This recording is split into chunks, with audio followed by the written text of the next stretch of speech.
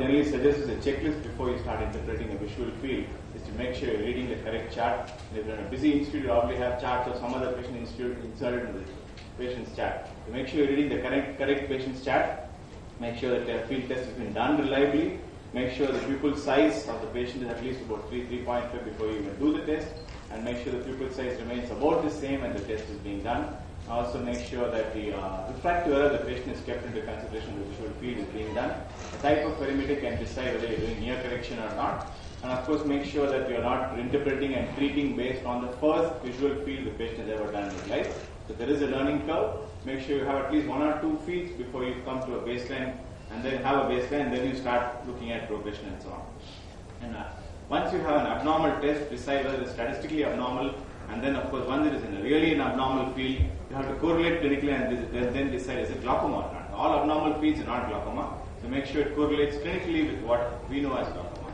A systematic interpretation would definitely help. Obviously I can't go through a systematic interpretation now. Of course, you need to look at what I said, the patient data, the patient's age and other ID, and make sure the test is reliable, adequate fixation, no fixation losses, and false positives, false negatives, and so on. This is the Humphrey printout. The octopus has something similar. In this, you have similar things like the false positives, false negatives, and also you have patient data. And all the other data has to be first checked before you start interpretation.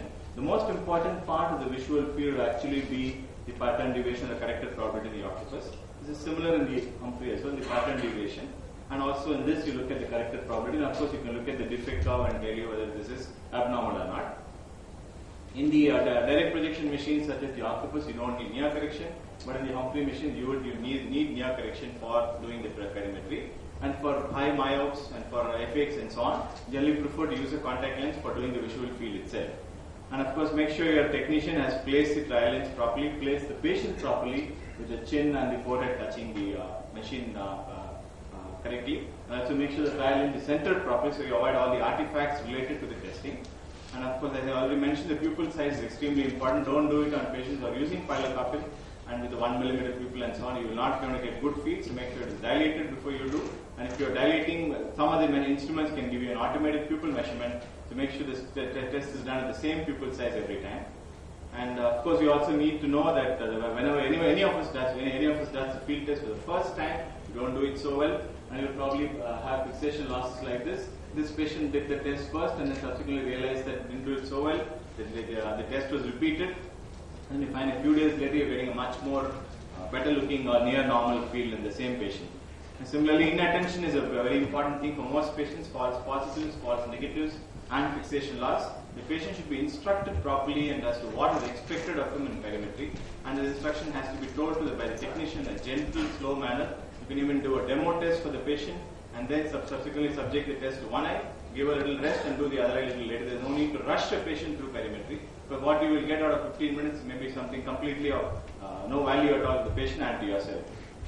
This is a patient who sat through the entire test. When the patient was told to sit in the machine, look at the search for this stimuli coming on. Patient did just that without pressing the button.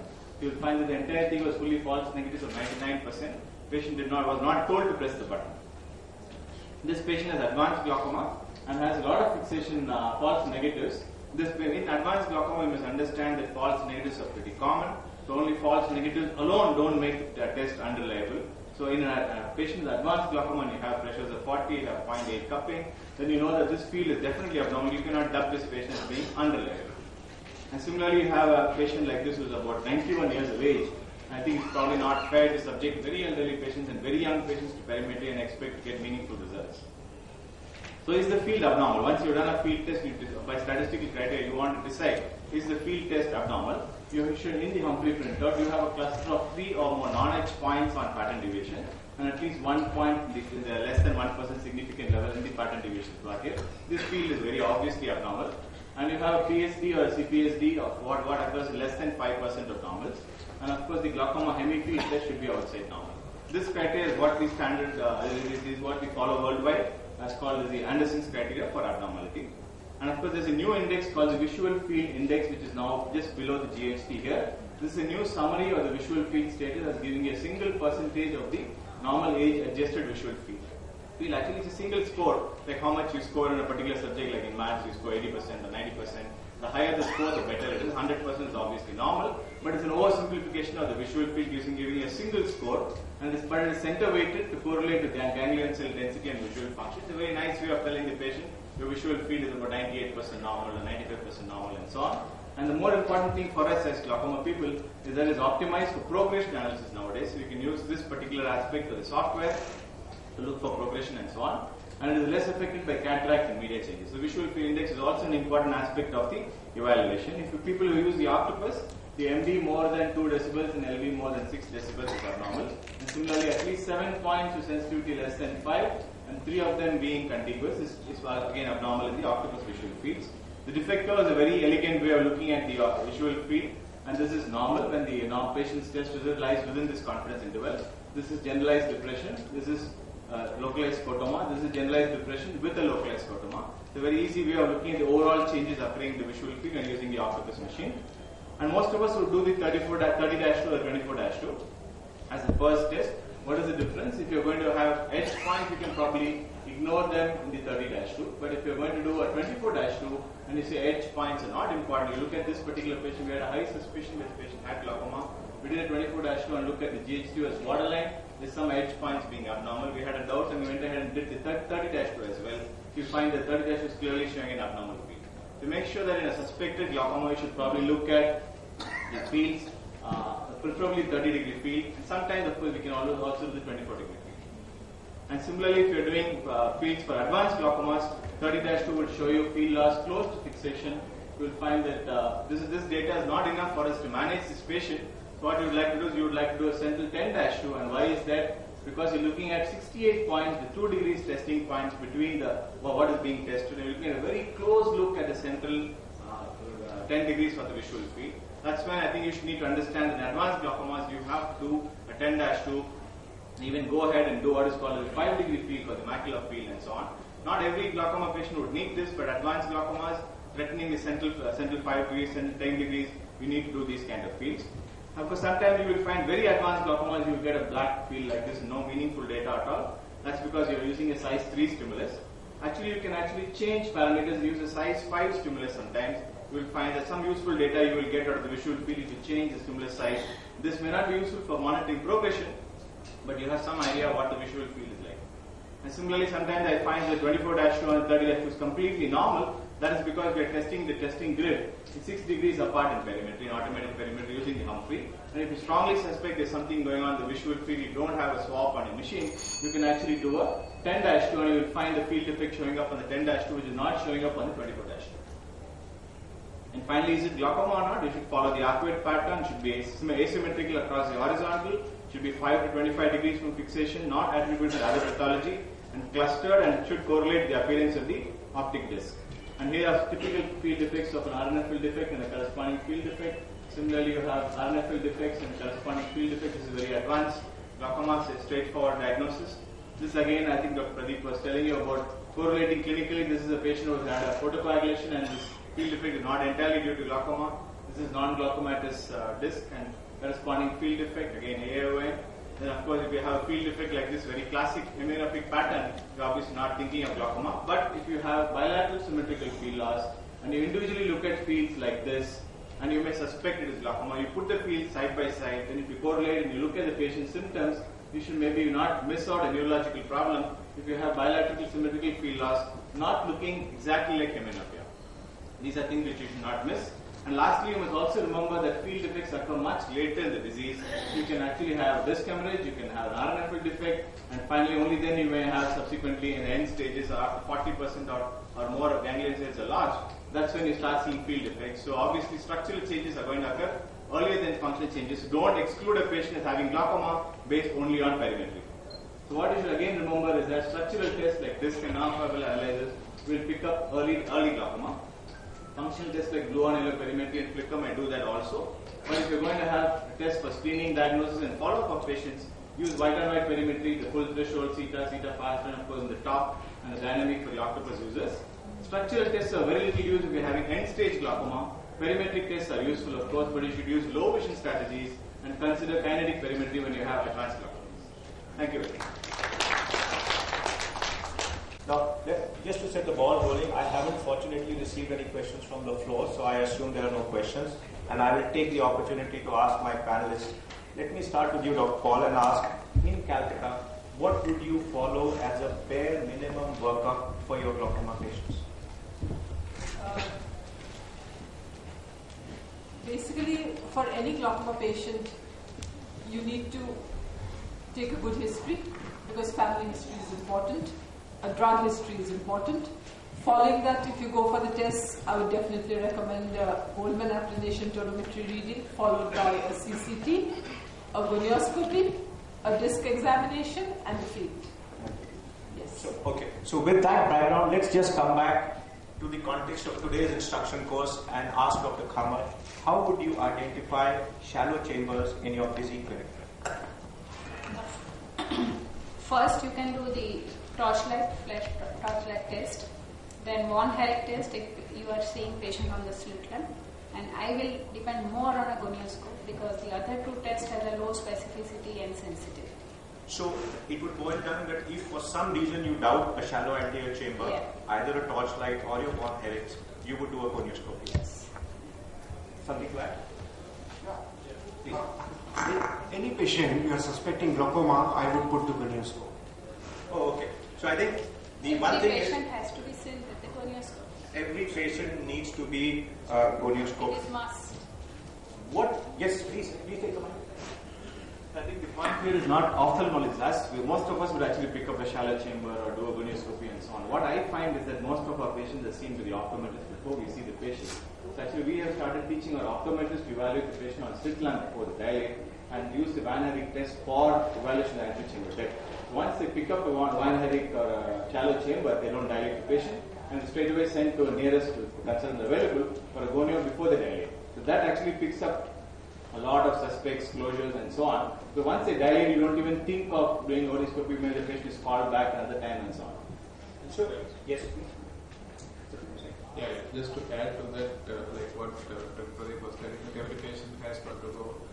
If it is a woman, probably about 35, maybe a cutoff that you start doing gonioscopy in every given patient, unless otherwise there is other associated problems.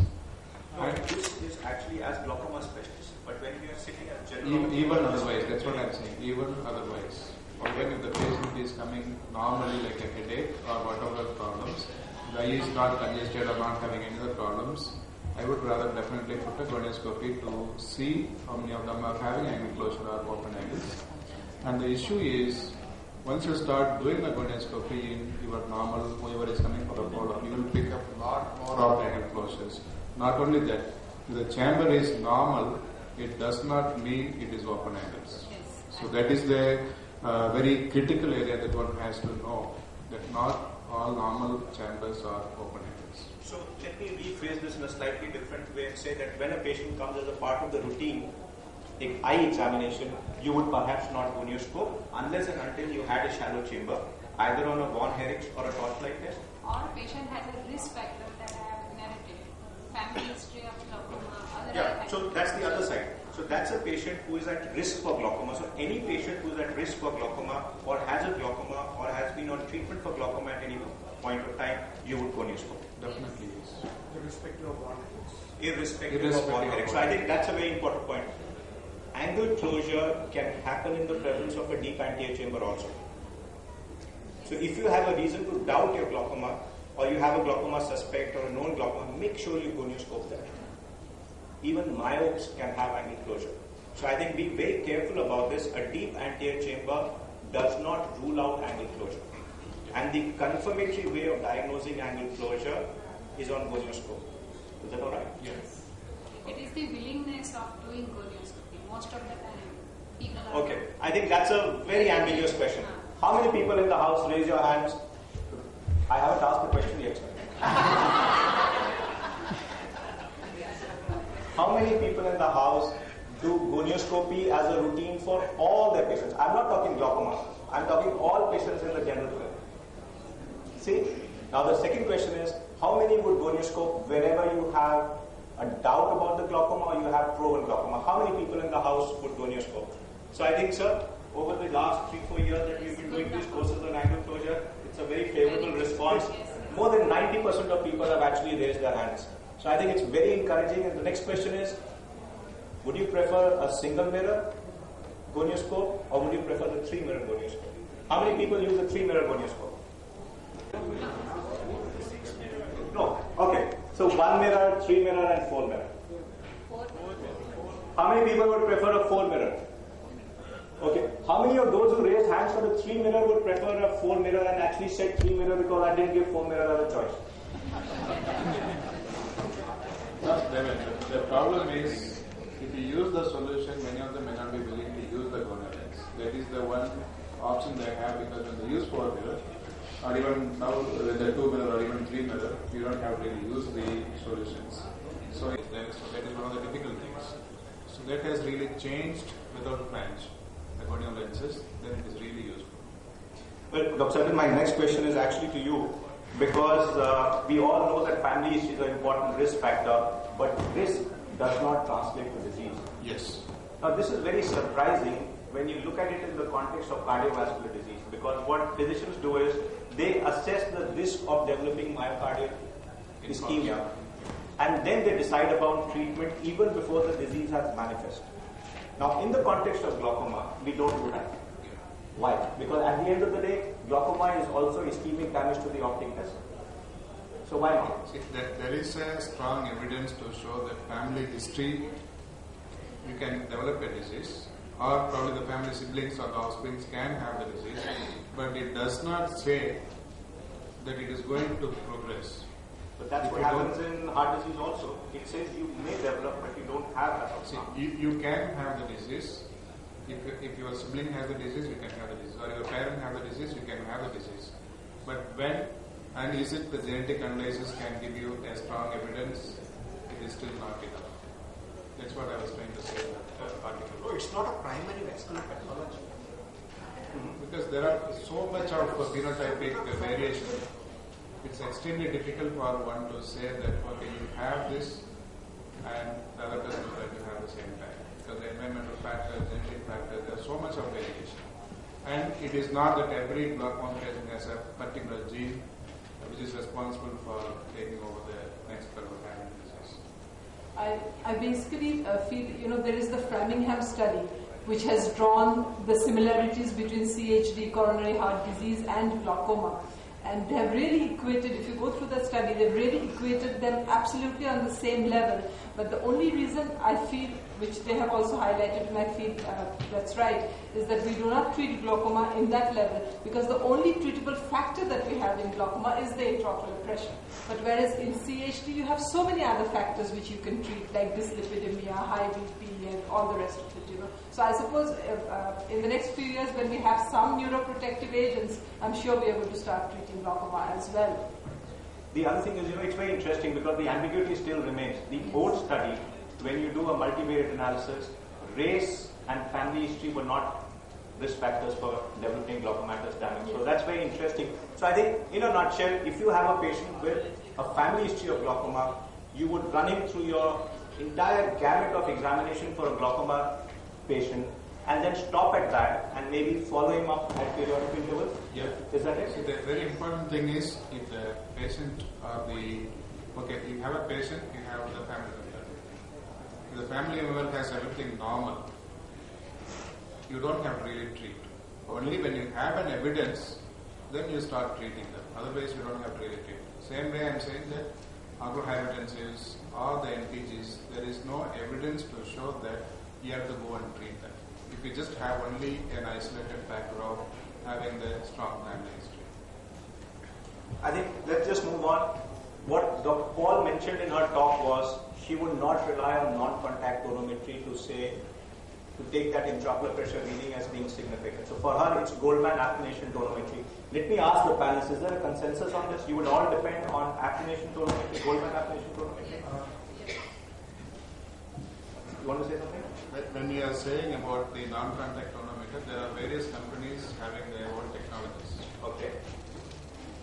I'm not saying that we have to go and do only non-contact or we have to do only this, but there is a good correlation nowadays with the newer technologies. Definitely there is a correlation, but I am still not saying that you do only non-contact. There is a possible ways, even NCT gives a good amount of correlation nowadays. Would you, let me rephrase this. Screening tool.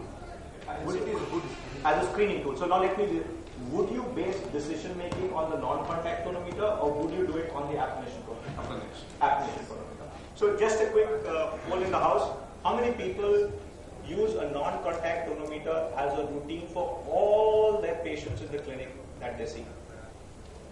Okay. And how many patients would run underlying pressures through an apnation, Goldman apnation tonometer? Okay. That's very encouraging. Thank you. Changes in the optic disc, and he also mentioned that if I have a patient who doesn't fulfill any other criteria except that vague suspicion about his optic disc, I'll opt for a visual field examination. Now, sir, if the visual field examination is normal, how frequently would you follow up this patient? That's one question. And the second is, when you follow up, would you still do only the visual fields? Would you do only the intraocular pressure? How would you follow him up over time? There is a specific criteria laid down for that. If you have a patient having intraocular pressure of around 22-24 millimeter of mercury, there is a very slight suspicion of the RNFL, and you subject the patient for the standard automated perimetry, which comes out to be normal. Say, for example, the VFI is 98 to 100%. Then obviously, I would call that patient after 6 months, repeat the intraocular pressure, and if required, repeat the perimetry. Otherwise, I may repeat the perimetry after 1 year. But if there is a slightest suspicion, or even if the intraocular pressure is going up, then also I may repeat. And only if the patient is a non-cooperative, or if I see a RNFL defect, might be a splinter defect, then probably I may take a help of the imaging technology. I may not rely on that, but I may take the help of the imaging technology. Sir, I'm so glad you said imaging technology, because I think many of us have invested in that technology, and an instruction course on glaucoma suspects not using technology. So how would you interpret technology here? Because at the end of the day, you would be suspecting glaucoma based on the appearance of the optic disc. And if appearances don't match with the normative database, these neuroimaging technologies will classify them as being abnormal. So how would you use this technology? See, in my practice, there is a specific role of imaging technology. So, can you describe that? Yeah. All the patients, in my practice, all the patients undergo imaging technology. We have a fixed package, and every single patient undergo imaging technology. But my diagnosis and my treatment modality is not dependent on that. But number one, if the patient is uncooperative on the standard automated perimetry, which is a gold standard for that, you have done twice, thrice, 4 times, the patient is not able to take up, maybe because of the trial, maybe the patient is very old, debilitated patients, does not understand how to perform the visual field, then you have to take the help of some other objective test, probably which can document the glaucomatous defect, and not only the documentation part, but in future, which can give you the insight about the progression. So there is a small role of the imaging technology in my practice. I think I use it more for the follow-ups in ocular hypertensive patients, normal tension glaucoma patients, and monitoring. And particularly, as he said, if patient is not very cooperative after 2 or 3 repeated visual fields, if imaging is there, I think you can correlate imaging with the other findings, and that will depend on it. Yeah. When you say the imaging, especially for, GCC is still not very well established. One.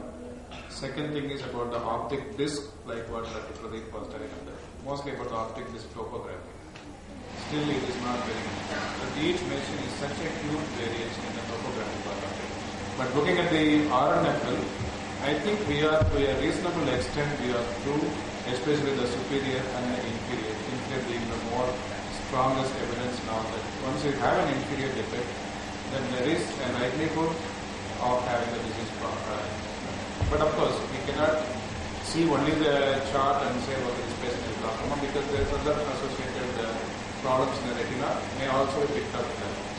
So you see the fundus, you have the fundus photograph, and then you have the RNFL, then of course I think still has a very strong role to play. And also for the progression, if you have a SRT or even for other OCT, also can give you a good progression analysis, especially progression in breathing times, where the patient is really not cooperative for your visual fields, especially the older ones where even though we keep on saying in every conference we say that doing an automated perimetry is important, but there are so much of practical difficulties in doing automated perimetry. Not every patient is going to perform that.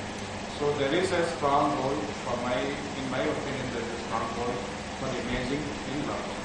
Though we are not going to believe 100%, but there is a strong role for it. So I think let me take that one sentence which said you feel that most patients can't do good perimetry.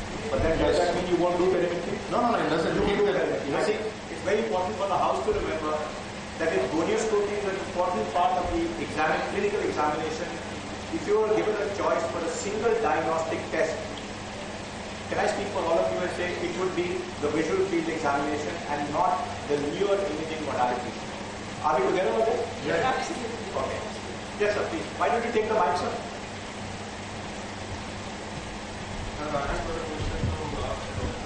So I suggest you ask me the question and let me put it. Beginning with the minimal range of intraocular like 23, 24, rest of the thing is all normal.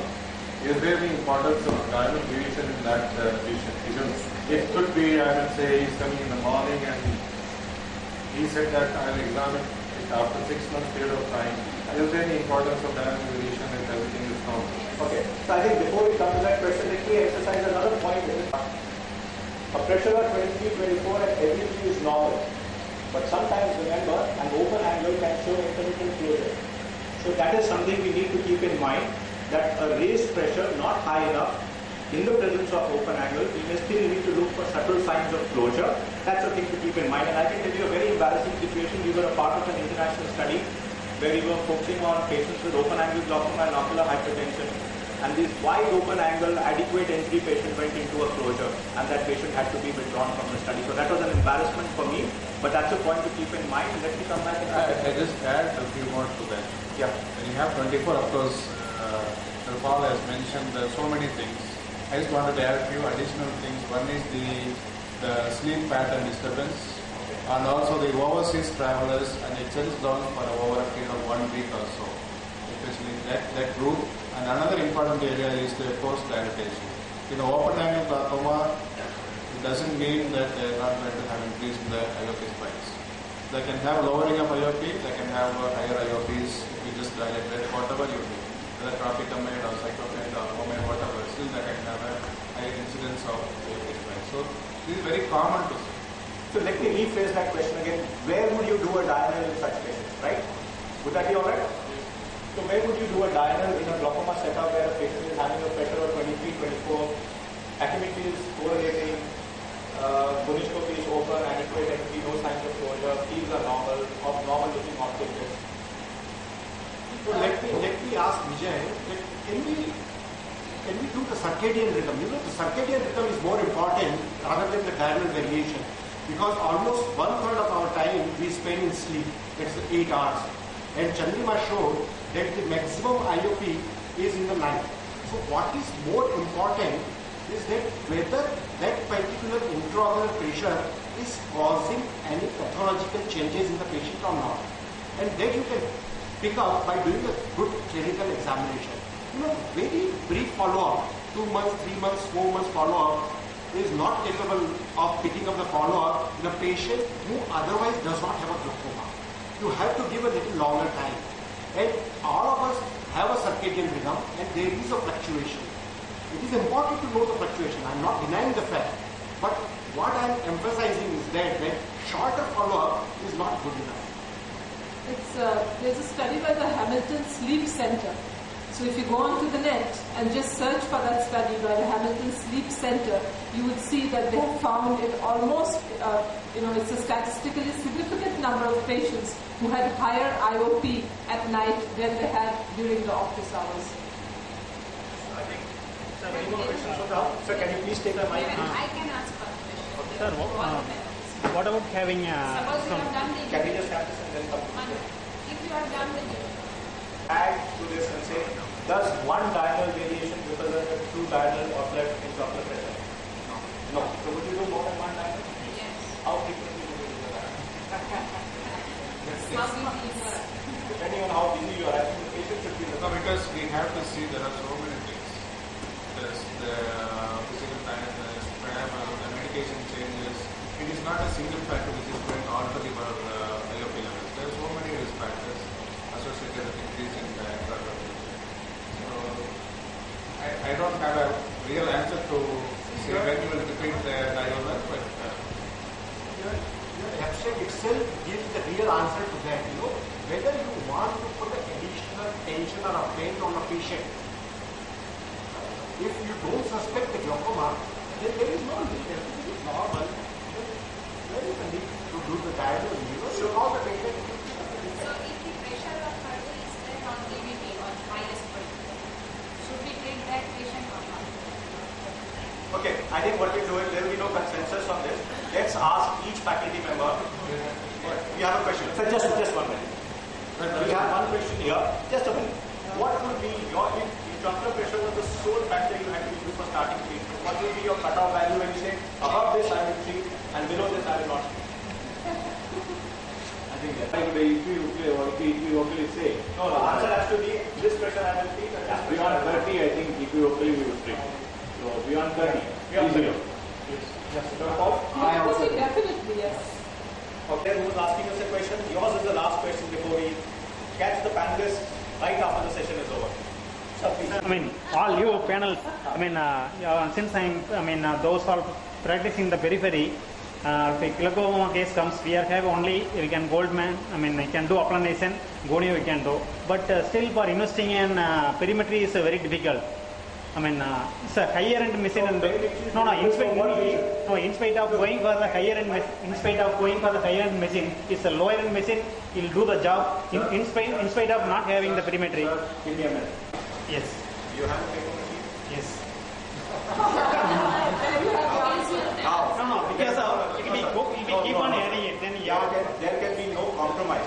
It's like saying that you're going for a dinner invite in a 3-piece suit wearing slippers. You cannot say that my cataract surgery is at this level and my glaucoma work is at this level. Ophthalmic care at your center should be at par. Because of PACO, why you are in instituting means that's the main part of our income. So that is we have to invest for PACO. But there is also Then I had to survey in the periphery also. That's right. My question is whether my question is I'll tell you what. in spite of not Use the Zeiss lenses and then bundle it up with the Humphrey machine. No, I think we're not going into the commercial aspect. I'm not. We are here to emphasize that perimetry is an essential part of a good glaucoma. That is okay, sir. I love that. The means you need to work. But if you can't buy a perimeter machine, it doesn't mean that your patient should not be exposed to a perimetry. This is it. 4 or 5 of you could get together, pool and buy it. If you could buy LASIK machines and PACO machines like that, why not a perimeter? That's very simple. The lithium based perimeters can be used or not. That's all. I think you should have asked I can go for directly. I'm asking whether in spite of not having perimeter, higher end machine, I can have the lower end machine. Are you feeling any difference? Patients comes from the periphery, and you are saying the higher end machine. Then you are making any difference? You are getting any extra finding. If it is validated, it is accepted. Murli was one of the persons who has done a reasonable amount of validation for other. I have used almost all perimeters available in India today, including the Indian ones and so on. I can clearly vouch for the multinational ones as being absolutely above bar, and there is no hesitation in saying that the multinational brands are really the top class machines to go, like PACO machines and so on. Nothing wrong with the Indian machine, you can use it for cross screening and so on, but early defects, progression and so on is very tough to use, and for a serious glaucoma practice you would not buy an Indian machine. I think Let's have the last question, sir. So can you use the mic? If the one eye is in 1 or 2 points of type is less than 20 and otherwise the IOP is more than 26, then there is no need of going for diagonal variation in these cases. That's the point well taken, sir. So a few for staying back. And just one question before you go. What is the best neuroprotection in the context of glaucoma? Lunchtime. Join us for lunch.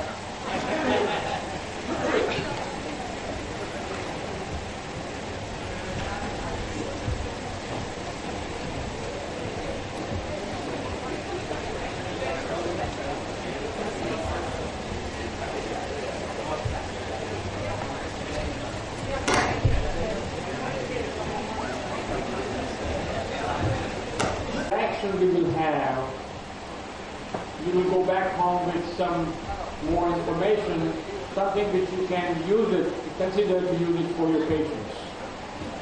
There have been developments in the lens removal technology, the post-operative management with different medications, getting a refractive surgery outcome with newer intraocular lenses. So these 2 days of lens symposium, today and tomorrow, is in a way a continuation of the basic philosophy, how we can enhance our performance on table and benefits to our patients in attaining a consistent, predictable surgical and refractive outcome. So I think if you see the program, this symposium deals primarily, first two presentations are on how the lens removal technology has benefited with these newer innovations that we have out in the market. And the last presentation will tell us how the diagnostics in the preoperative time, intraoperative in the theater, and postoperative monitoring will once again allow us to achieve a very satisfactory refractive and technical outcome.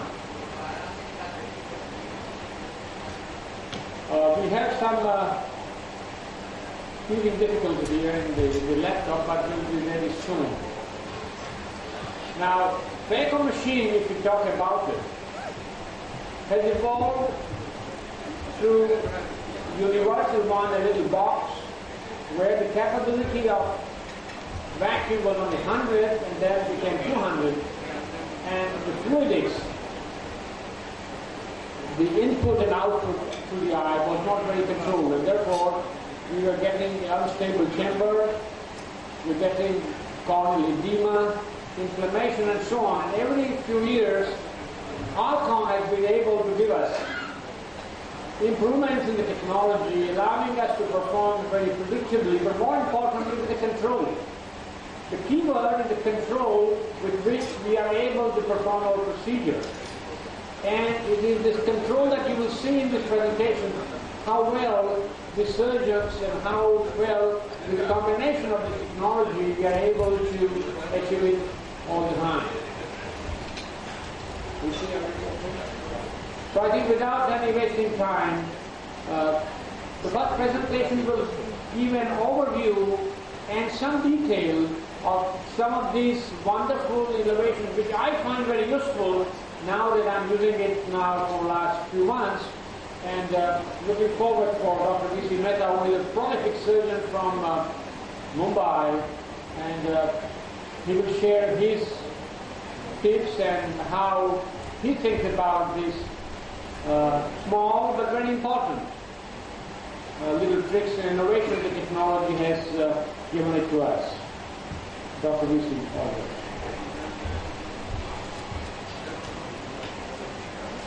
Good afternoon, friends. I started running, but now it is again not responding.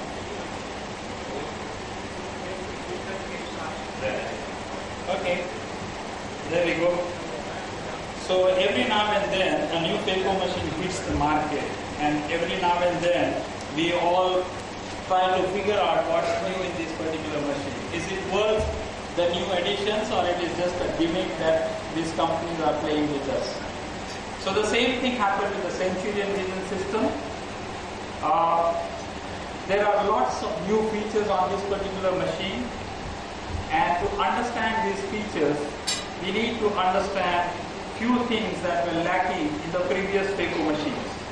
So here I have a small video for you, which is the phaco quadrant removal on the older phaco machines, and you can see here that every time the tip gets locked, the chamber deepens, and the moment the tip,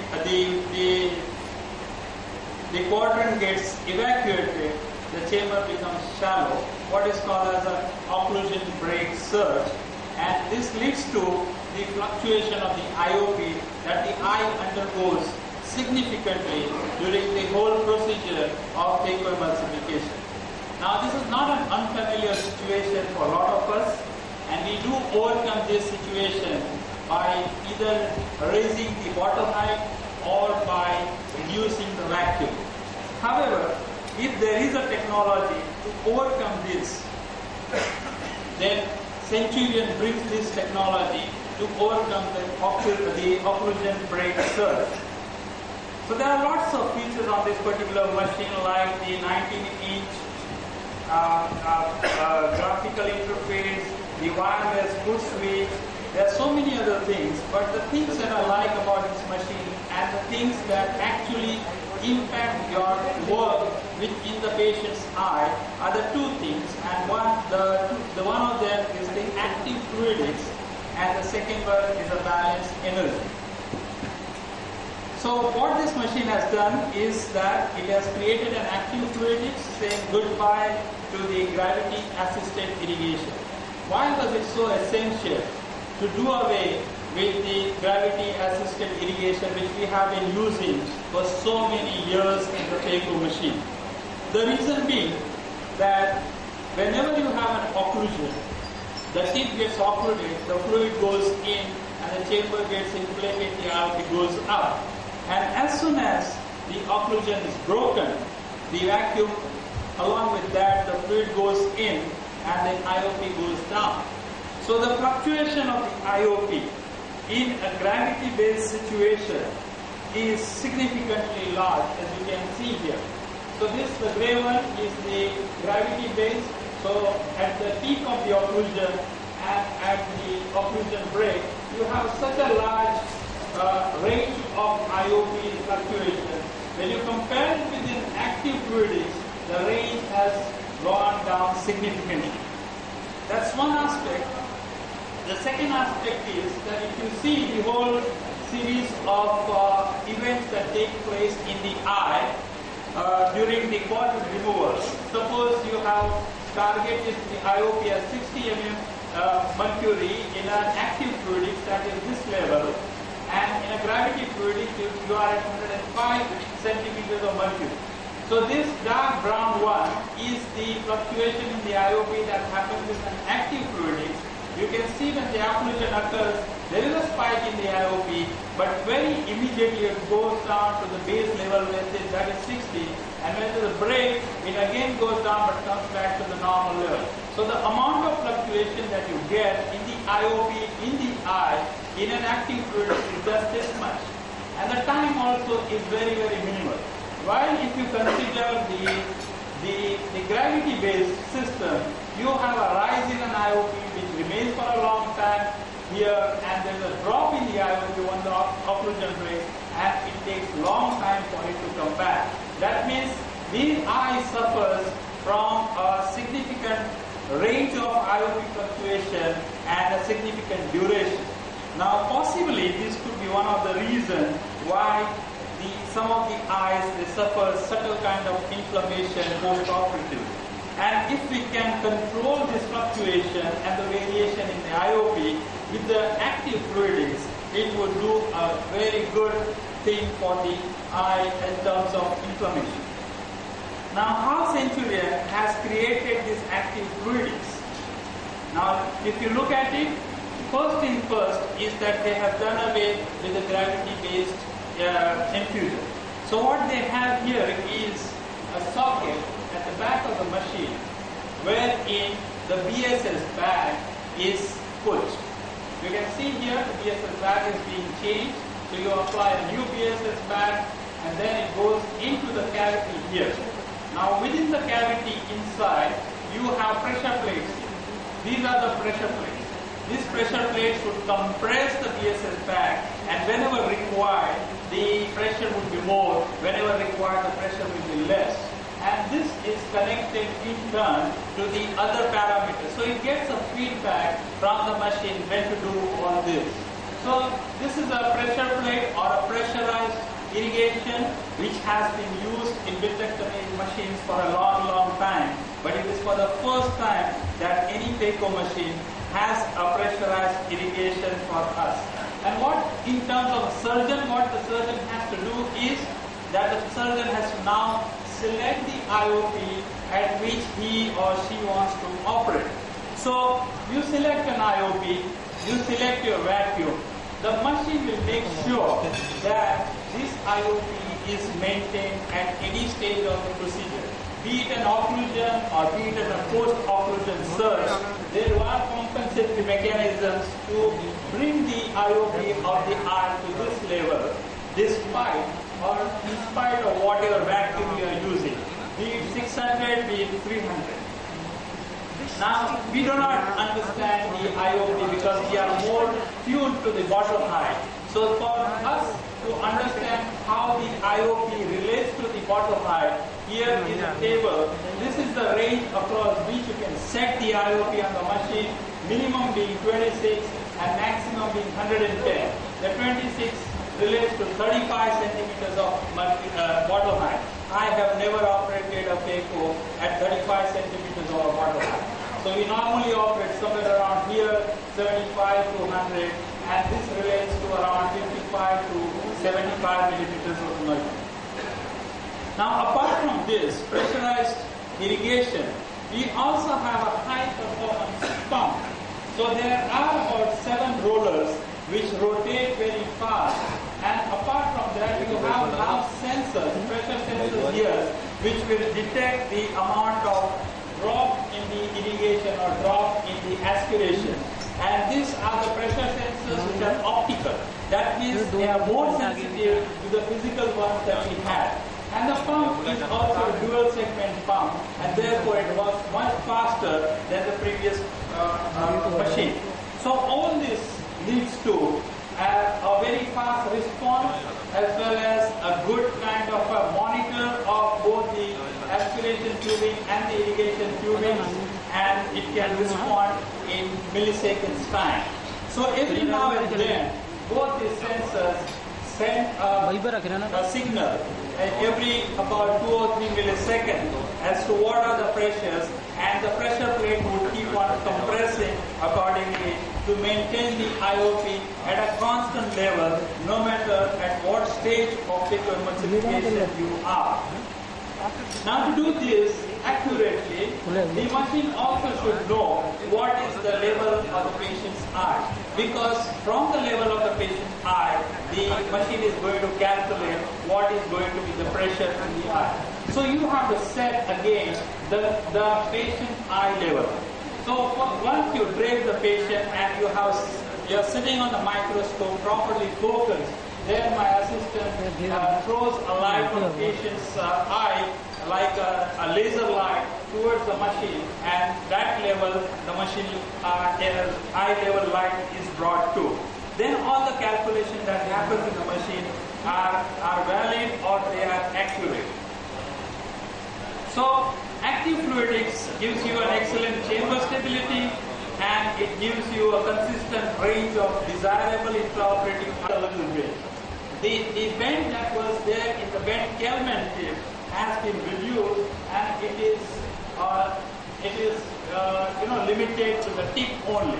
What this has done is that it maximizes the torsional movement at the tip, giving rise to a higher power at the tip, but there is a minimum torsional activity at the hub. So the thermal damage that occurs to the wound is greatly minimized. And the sleeve also is changed significantly. The nano sleeve, it has got this kind of opening inside the wall so that more amount of fluid can go into the pass through the sleeve. So the new Centurion Vision system has an advantages of active fluidics in the sense that the surgeon chooses the IOP at which to operate. The fluctuations in the IOP are greatly minimized. The balance energy tape gives much more energy than the previous machine gave. The 100% infinity Ozil power equals almost about 60%. If you look at it other way, you will either be operating at a lower energy level or you have more energy that can be potentially spent in the eye when in case you require, in case of a heart cataract or something like that. So you have an ability to work at a lower energy, and most important, there's a less thermal damage to the wound. So all in all, this is a wonderful machine that has hit the market, and I've enjoyed working on this machine much better than the previous one. Thank you very much for your time. Thank you, Rishi. I think what Dr. Rishi has been saying is that there's a new concept now. We never paid attention to this when we removed the cataract. We are interested in how fast the lens would be removed and at whatever cost. What is important now is to keep what is happening to intraocular pressure within the eye, and you can understand that higher pressure, more fluctuation drops can affect the eye adversely. So this technology will allow us to perform the lens removal at a particular desired IOP in a straight line. Minimal fluctuation at the same IOP. So this is the basis, this is the new thing, and this is the new era. The whole concept of lens removal is changing now, and this is so safe and so controlled that it's something you will fall in love with it once you start your first surgery. So now we will now see in details the actual applications of what Dr. Mehta said, and Dr. Haripriya will share her some surgical footage to illustrate how valuable is this fluidics for us, for our patients. Dr. Haripriya.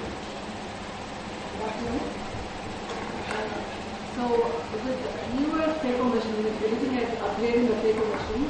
We're looking at having either a few or all of these features, which are important dimensions of quality of care. For example, when you want to see if the new phaco machine will improve the patient's safety, if we have less complications intra or post-op, if we have more efficient surgery. Efficient not just for the sake of being efficient, but more because efficient also gives better outcomes. Because we're having, if you could do one step the right way the first time and have less fluidics, it's definitely better for the patient and the outcome. Effectiveness, it will give the vision of the patient 6/6 instead of 6/9 post-op day 1. The effectiveness is going to improve.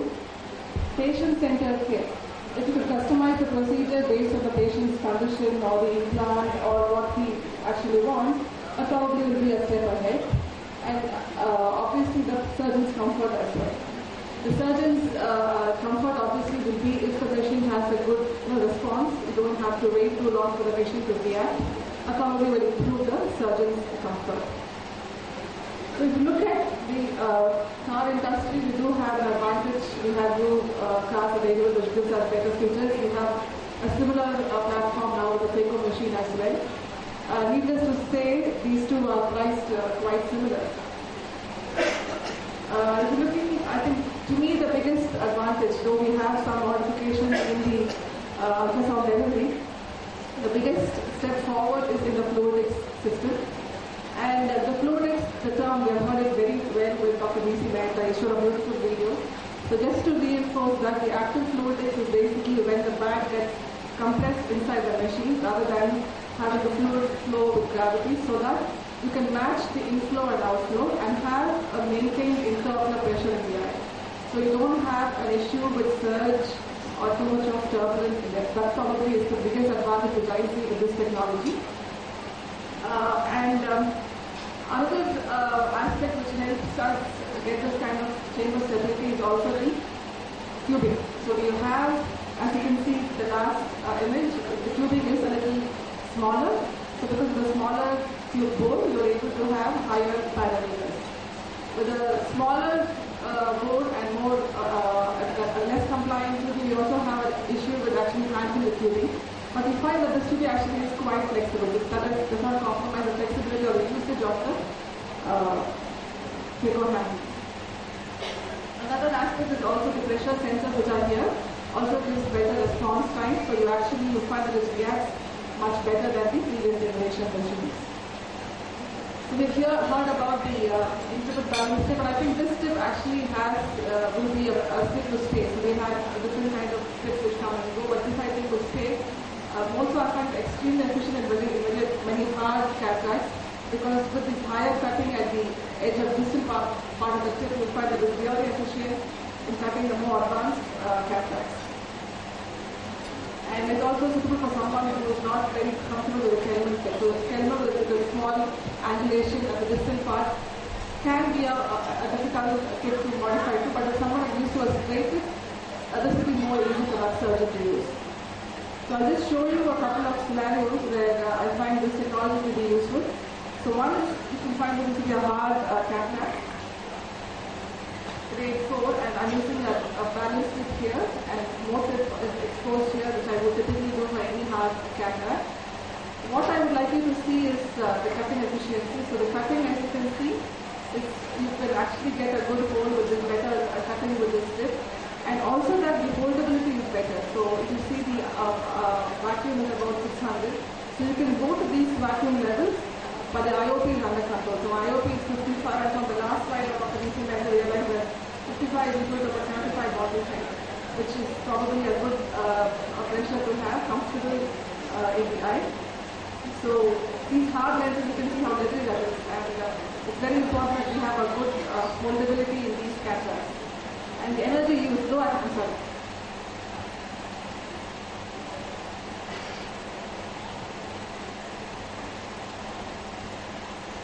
The energy used, as you can see, is it's almost total separation is there, and it's about 1.8 or less than 2 CDE as we're trying to remove the first quadrant.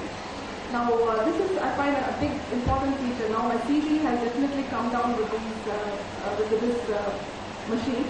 And the torsion ultrasound is linear from 0 to 100, but you can choose to see how much you would like to actually use. So you can have that, or you can choose to have lower settings of 800 if you don't want to have too much of hook pedal control required. You can choose to use it to about 70 or 80. The emulsification is very important in the hard lens because this is when you have more of chatter and you have an issue with endothelial decompensation.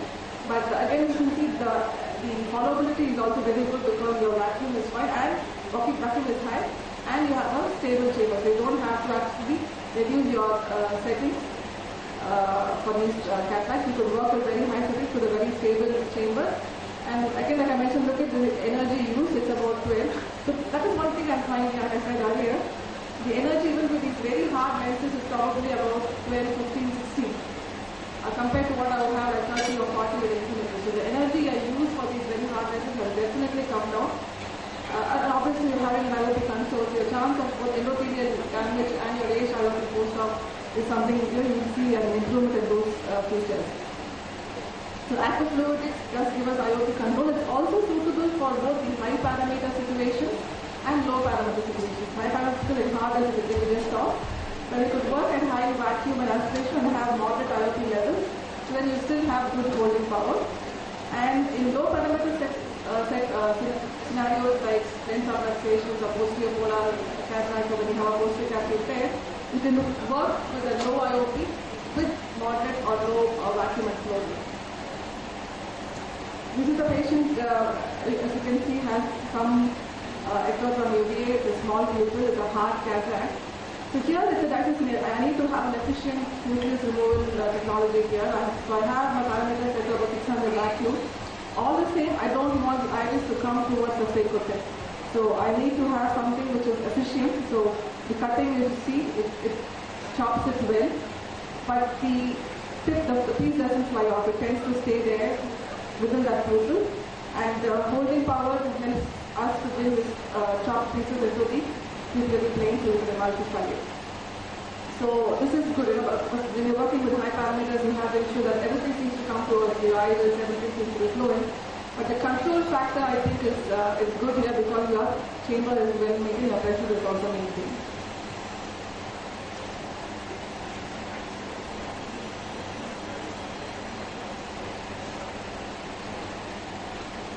So, especially when removing the last piece, and once you retract your probe, you find the chamber does not collapse as much as well. So this is another small change which I see. The small pupils, the iris tends to come towards the incision, right? So both with inserting the probe and removing it, because the IOP is set and it's not very high, you don't find a sudden deepening as introducing the probe. The patient doesn't have that pressure sensation with topical anesthesia. Also, when the probe is being retracted, you don't see that much of iris adhering to the internal valve, be it in small pupils or length of luxations, etc.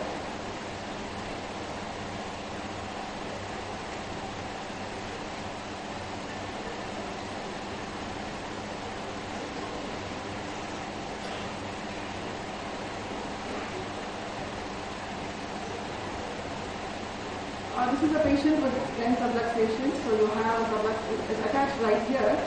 His spinal granules are broken both temporarily and it's a traumatic subluxation. So you plan a capital implantation of lens because it's traumatic, it probably won't progress. And like I mentioned, we would like to go with to have very safe settings here. We want to have good chamber stability.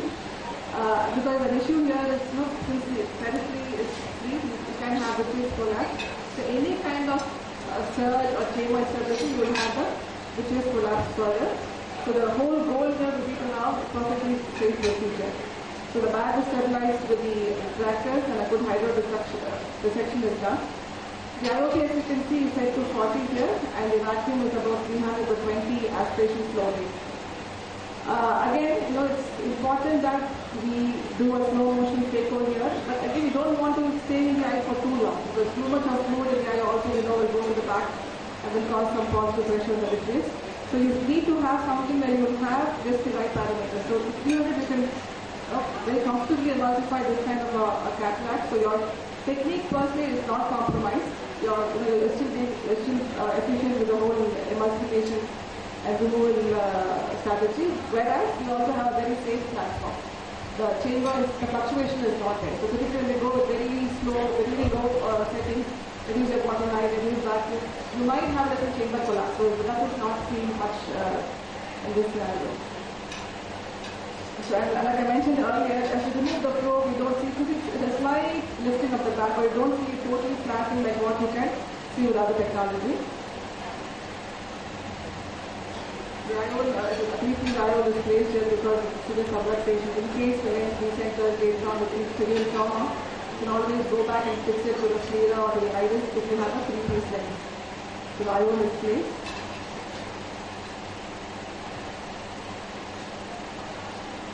This is a scenario where actually there's a poster capsule there and the cortex is there, most of the cortex. And we are removing it with the IA probe. If you can notice, you can't see it well right now, but the rupture is somewhere here, and this is true with phaco or with IA. So you want to ensure you remove the lens matter, but not disturb the vitreous face. So you again want to have enough vacuum. You want to have very less vacuum, you will not be able to remove the cortex or epimetris sheet out.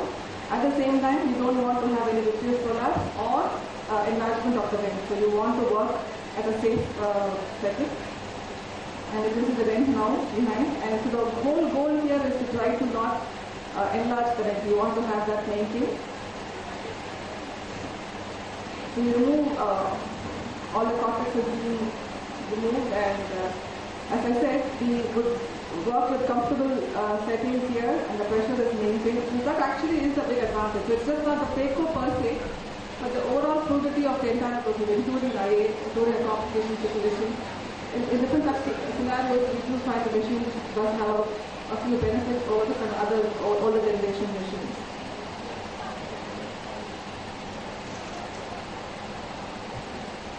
And again, like I said, just notice as the probe is being removed, I am not using viscoelastic here, and the vent actually doesn't extend, it still stays there. So because it's not a big difference from its normal state, we don't find that happening very much. So other features we have seen, it has one thing which I really like is that we have this wireless switch, which really makes it easy for the surgeon with all these wires hanging and all that problem is not there. And the vitrectomy is excellent too. You have a high cutting with this technology, and the cutting here is about 4,000 cuts per minute. So that is like great. We are not used to that kind of cutting. So you can work at that level. So we all know the advantages of having a higher cutting. That is what this machine does offer us.